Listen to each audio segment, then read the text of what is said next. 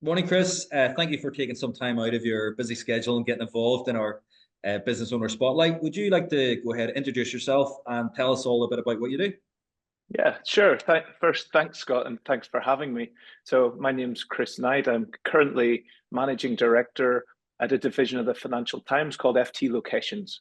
So, what I basically do is I work with government entities around the world to help promote their location for foreign investors. And I work with companies who are looking to set up overseas, offering them data and advice on where the best locations to set up would be. All right. And it's an interesting, an interesting company. We would never think of anybody doing that sort of thing. So how did you end up getting into that?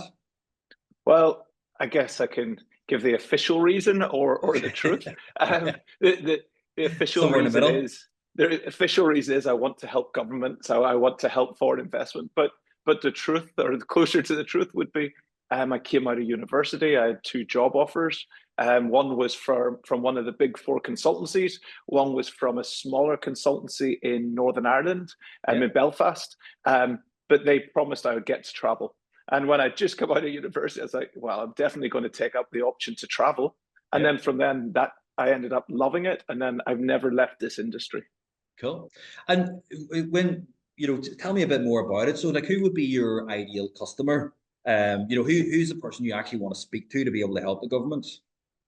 Yeah, so what we call them, depending, I know we've listeners all over the world. In Europe, we tend to call them investment promotion agencies. So, like Okay. your Invest Northern Ireland, your Scottish Development International. While in the US, we call them economic development organizations. So, these are specific parts of government which are set up to promote the location for foreign investors and also to help domestic investors export and do work overseas. So, that's predominantly who we're working with. But then, as I say, on the other side of it, we're working with the companies. So, say your Microsoft are considering going to Europe, but they don't know where is best for their location. We've got that data which will streamline the decision and Okay. take them from a long list to a short list. Then they'll start their site visits and pick where to set up. Yeah, that makes sense. So, and I suppose that those sort of those decisions that they're making are really going to move the needle for a government if it's somebody like Microsoft. Then, Correct. And I think it all depends on where you are, right? So sure, let's say if we're the UK, having a small company coming in setting up 5 jobs might not move the needle. But if sure. I'm working, let's say in Sierra Leone, where I do a lot of work, and we're to bring in a 300 job automotive plant, that moves the needle a lot for the whole economy. So we make a change for them. Yeah, so you have having a big impact then as well. That's our hope. We do two sides. One is much more simple. We provide data, and then they can do the work themselves. But Sure. then on the flip side, we've got more of our consulting services, where we're more an extra wing of their team who does that work for them. It Yeah. all depends on the sophistication of the nation and also the resources they have. Yeah, very cool. So how long have you actually? How long was it since you left university? How long have you been in the industry for? So this is my 18th year. Okay. I have, I guess, if we look at it, I started again with a company in Belfast called OCO Consulting in the day, now called OCO Global. In Yeah. 2000, that was in 2005, I believe. Okay. Then in 2008, OCO sold part of their company to the Financial Times, and I Okay. ended up going to the Financial Times. Then I left to set up my own company. In 2014, I set up my company. I officially left in 2018 to join it. And then in Sure. 2023, the Financial Times acquired the products and services of that again. So I've Cool. I've always been in this sphere. Yes. Yeah. Yeah. In that space. So tell us what was it like? Two questions in my head. What was it like, first of all, setting up the company? And secondly, then what was it like being acquired? It's a good question. I guess setting up a company is the fun part, right? When you look back on it, you look back Yeah. and say, this is fun. Probably But not at the time when you no, think about it. exactly it, right? So it's fun, but you're kind of going paycheck to paycheck, Yeah. and every I spoke about this to someone the other day. It's like the difference is you would basically say yes to any contract, even though that you might not agree with the T and C's. But now we've got that legal framework where we can look at it. But it was probably more exciting, the startup, the hustling, you're a doer, a seller, a marketer, a finance expert, a legal expert. So you kind of get to do all of that. And that is also stressful. Like your day doesn't have a beginning and end, particularly because we work global, so it's nonstop. In terms of the acquisition, honestly, it was an eye opener. I didn't realize quite how much work goes in when you are selling. I think at one stage there was 600 and something due diligence questions, and you're trying to keep your company running, but in your spare time trying to get all of this done properly. So it's distracting also. It takes a lot longer than it looks like when you watch TV. It's not quick coming by. They have to look under the bonnet, check all the contracts are in order, check all the staff contracts.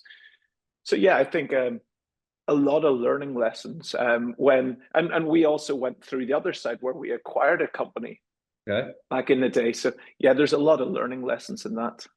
And when what would be your biggest lesson as a business owner, both from starting a business and then ultimately buying and selling? What would you say is the biggest lesson you've learned in that time? For me, it is valuing your time. I don't think enough small businesses put a price on time. They're always willing to take extra calls with clients. They're always willing to go a little bit further because we're scared to lose a client.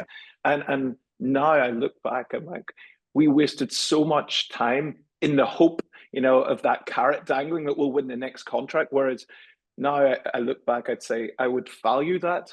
But also, don't grow too fast. That would be another learning lesson of mine. Our company, we probably grew too fast.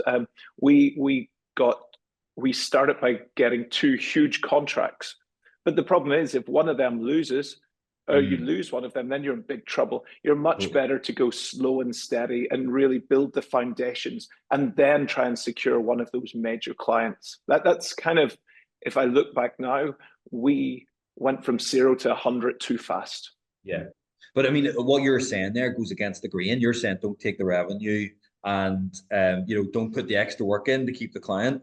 But I totally support what you're saying. But when you're in it, it's very difficult to do the opposite, isn't it? 100%. And look, I'm also sensible to know we need to take the revenue, absolutely. But sometimes what you get is a race to the bottom. Where you price something at a certain level, and then the client says, well, someone else has offered it at this price, but you're so desperate for the money, you then lower it. And I think a lot of small businesses, when I listen to them, they often set goals to hit revenue of, let's say, $1 million, rather than setting goals to hit profit of 200K. Because if you keep lowering your price, it looks good in my head for ego. $1 million, 5 million, that's really nice to pat yourself in the back. But if you're making no money at that, you're just working your ass off. So I think also looking at, of course, profit takes time, but having that profit goal, not just a revenue goal. But I do get it. We need to take the contracts, but don't take them if you think they'll make you a loss. Yeah, it'd be good to get your take as well. Just when you're talking about growing too fast, some people I work with would have even a cash target. So what's your take on growing too fast in terms of cash? Well, we were maybe different. We always aimed to keep 6 months cash to pay all staff in case anything happened. We wanted to put staff, as most of what we did was consulting staff were key. So having that cash in case something happened was always important. We absolutely did that. So you can do that, tie that into profit. So what we did was we didn't lift profit. We left all the money in the company until we got to that 6 months. And then every year we would reevaluate, do we have enough cash in the bank? Always plan for the worst, and then you can grow. So that was our goal in doing it. What would you say then about you? So we talk about you as a business owner. What about you personally? What's the biggest thing you've learned about yourself since you've been in business? I guess, learned and changed. I'm not Yeah. a very patient person. I've learned that, like Yeah. particularly when you hire staff and you train staff, you always want things. It's a small business. You want things done the way you would do them, and and I wouldn't invest enough time in people. I would get frustrated and then do it myself. Sure. And I've learned again through coaching and training that long term that will never work. No. And for you to be successful long term, it's to invest time at the beginning. So if someone does something not the way you like, coach them in terms of how it should be improved. Don't take the work and do it yourself. Um, Yeah. that took a lot of years, particularly for me, and also, you know, keeping within what your job role is. So I went through a lot where I was commercial, and it's very difficult not to jump in if maybe you're not meeting targets, but you really need to coach your team to do it. Otherwise, you're undermining them by jumping in front of Yeah. them. Yeah. And that's you just again back to ego, isn't it? You're putting your Superman cape on and going in and saving the day, but it's counterproductive. Correct. And, I think I've said it to my entire senior management team. What makes us really good, in my opinion, is we're all doers, but Mm. doers aren't good leaders because No. Yeah. doers always think they can do it better. So that's the skill set that I think as you evolve in your career, you need to be a good doer because then Yeah. you can help people. But if you don't have that coaching others, they will, firstly, they'll have no opportunities. Yes. Secondly, in my opinion, they will put less effort into the work, knowing that you're going to save the day anyway. Yeah. And thirdly, they're not getting the same appreciation and knowledge build that you should be giving. So everything you'll probably hear me talk about is mostly around people. Yeah. Your people are what makes your business. Yeah. You're growing your people so they can grow into the speed, into the vacuum. Yeah. No, that I totally agree with that. So, I mean, it seems like it's been a bit of a journey. I mean, it's resonating where you're at the start, where your emotion is directly linked to your revenue every Yeah. month. And it seems like you're out the other side of that now. So, what does the next 5 years look like for you and your company? And what do you think the main challenges are moving forward? Yeah, that's absolutely, the word I always used, and I enjoyed it in I guess, a psychotic way. It's like a roller coaster, Yeah. right? You win a Yeah. big Yeah. contract, you're on top of the world, you lose one, you're Yeah. at the bottom. And I enjoyed that. Yeah. Now, for me, it is slightly different. We've got full plans in place with the Financial Times. We know if we lose a client, we continue on.